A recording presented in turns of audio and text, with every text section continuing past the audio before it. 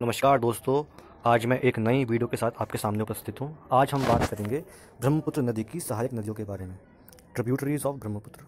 तो पहले जानेंगे ब्रह्मपुत्र नदी का क्या महत्व है, ब्रह्मपुत्र नदी का उद्गम स्थल कहाँ है और ये किन किन राज्यों से बहकर कहाँ जाती है। तो जैसा कि हम यहाँ देख पा रहे हैं, the Brahmaputra river rises from Chemayungdung glacier of the Kailash range near Mansarovar lake to the north of Himalayas in the south west Tibet region. The world largest river in island Majuli island is on the Brahmaputra river in the state of Assam.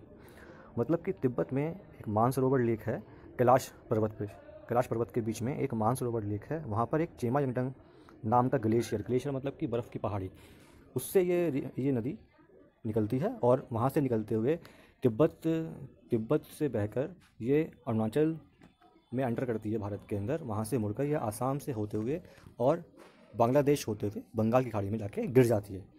अगर हम देखें तो volume के मामले में, मतलब पानी की मात्रा के मामले में, ये हमारे देश की सबसे बड़ी नदी है। बहुत पानी है इसके अंदर। और क्योंकि ये ऐसे स्थान पर बहती है भारत में कि ये जो जो रास्ता जो है संकरा है, मतलब ऐसा रास्ता है कि घुमावदार है, तो इसलिए ये अपना जो तट है वो भी बदलती रहती है। और इसलिए इसका जो मतलब तट है, जो उसकी चौड़ाई है, वो कहीं बहुत ज़्यादा कहीं बहुत कम ऐसे रहती है। आप इस चीज़ से अंदाज़ा लगा सकते हो इसकी चौड़ाई का कि इसके अंदर हमें आइलैंड मिलते हैं। ठीक है, एक ऐसी मजूली आइलैंड है जो कि आसाम के अंदर है, वो ब्रह्मपुत्र नदी के अंदर है, ब्रह्मपुत्र नदी में है वो आइलैंड। आइलैंड हम जानते हैं कि अधिकतर हमें समुद्र में देखने को मिलते हैं, लेकिन ब्रह्मपुत्र नदी एक ऐसी नदी है जिसमें भी आइलैंड मिलते हैं, क्योंकि इसका जो दो सिरे हैं उनके बीच में बहुत दूरी है, तो इसलिए ये एक ख़ास नदी बन जाती है।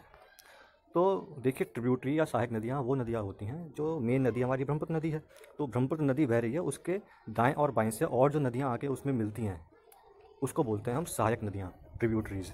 तो भाई, कोई भी चीज़ बह रही है, कोई नदी बह रही है, तो उसके दो सिरे होंगे, एक उल्टा एक सीधा, एक लेफ़्ट एक राइट। तो इसलिए दो टाइप की ट्रिब्यूटरी होती हैं, एक लेफ़्ट बैंक ट्रिब्यूटरी, एक राइट बैंक ट्रिब्यूटरी। तो हम बात करेंगे लेफ़्ट बैंक ट्रिब्यूटरी की। तो लेफ़्ट बैंक ट्रिब्यूटरी में आता है धनसरी, लोहित और दिबांग। तीन है लेफ़्ट बैंक से, मतलब बाएं तरफ से जो नदियाँ आके मिलती हैं, इसमें तीन नदियाँ हैं, धनसरी, लोहित, दिबांग। इनको याद कैसे करेंगे? उल्टे हाथ धन लो दिबांग से। उल्टे हाथ मतलब जो उल्टे हाथ से मिल रही है, धन मतलब धनसरी, लो मतलब लोहित, दिबांग से दिबांग नदी। तो ये इसका ट्रिक है, अगर आपको याद करने में दिक्कत है तो आप ऐसे याद कर सकते हो, उल्टे हाथ धन लो दिबांग से। अब देखते हैं कि राइट बैंक, सीधे हाथ से कौन कौन सी नदियाँ इसमें आके मिलती है। तो पांच नदी मिलती हैं, सुबनसिरी, कामेंग, मानस, संकोश, तीस्ता। सुबनसिरी, कामेंग, मानस, संकोश, तीस्ता। याद कैसे करेंगे? सीधे हाथ से मिल रही है, सीधे हाथ से किया गया शुभ काम मन को शांति देता है। सीधे हाथ से किया गया शुभ काम मन को शांति देता है। तो इसमें शुभ मतलब सुबनसिरी, काम मतलब कामेंग, मन मतलब मानस, को छोड़ दो, सन मतलब संकोश, ती मतलब तीस्ता, देता है छोड़ दो। तो सब सुबनसिरी, काम, कामेंग, मन, मानस, सन, संकोच, तीस्ता। इस तरीके से हम ये दोनों ट्रिब्यूटरी लेफ्ट बैंक की, राइट बैंक की अपने माइंड में याद रख सकते हैं इस ट्रिक के माध्यम से।